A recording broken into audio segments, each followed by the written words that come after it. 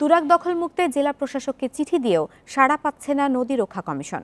গত এপ্রিলে ২১ দখলদার প্রতিষ্ঠানের তালিকা দিয়ে উচ্ছেদের সুপারিশ করা হলেও নির্বিকারে ঢাকা ও গাজীপুর জেলা প্রশাসন। এদিকে পরিবেশবিদরা বলছেন, নির্বাচনী ইশতেহারেই নদী রক্ষার প্রতিশ্রুতি দিয়েছে সরকার, তাই যে কোনো মূল্যে উচ্ছেদ করতে হবে দখলদার। মিরপুর বেড়িবাঁধ ধরে উত্তরে এগুলি চটবাড়ি এলাকা। এখানেই তুরাগের তীর ঘেঁষে হয়েছে রিক্রিয়েশন ওয়ার্ল্ড। সীমানা পিলার উপেক্ষা করে ৩ বছর আগে গড়া হয়েছে বিশাল এই বিনোদন কেন্দ্র। একই এলাকায় তামান্না পার্ক, সিঙ্গাপুর সিটি সহ বিনোদন কেন্দ্র আছে 10টি। তীর দখল করে উঠেছে ধর্মীয় স্থাপনাও।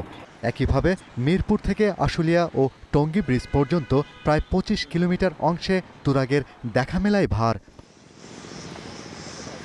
গত এপ্রিলে ২১ দখলদারকে উচ্ছেদে ঢাকা ও গাজীপুর জেলা প্রশাসককে চিঠি দেয় নদী রক্ষা কমিশন। তবে এখনো কোনো উদ্যোগ নেয়নি প্রশাসন।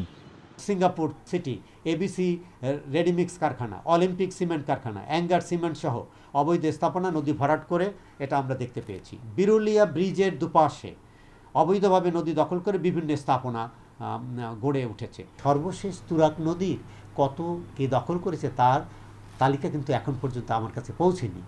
একইভাবে বিআইডব্লিউটিএ আমাদের কাছে এই তালিকা দেয়নি। আবদুল্লাপুর ও সিন্নিটেকের স্লুইস গেটের মুখে দূষণের চিত্রটা ভয়াবহ। পোশাক কারখানা, নাগরিক বর্জ্য সবই মিশছে পানিতে। সিমেন্ট কারখানার ধোঁয়ার সঙ্গে উঠছে ফ্লাই অ্যাশ। ঢাকার চতুর্পাশে নৌপথটা চালু করতে চান, তুরাগকে বাদ দিয়ে সেই নৌপথ আপনি কখনোই চালু করতে পারবেন না। সেজন্য তুরাগের কিন্তু একটা বাড়তি গুরুত্ব রয়ে গেছে। আর চোখের সামনে এরকম একটা নদী চলে যাবে দখলদারদের হাতে, এটার ব্যাপার যদি আমরা কিছু করতে না পারি, তাহলে এটার বাইরে যে নদীগুলো আছে সেগুলোর ব্যাপারে প্রশাসন সচেষ্ট হবে এমন মনে করারও কোনো কারণ নেই।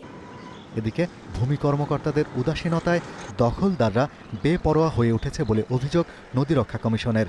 আর জেলা প্রশাসনের দাবি, অর্থ সংকটে উচ্ছেদ অভিযানে যেতে পারছে না তারা।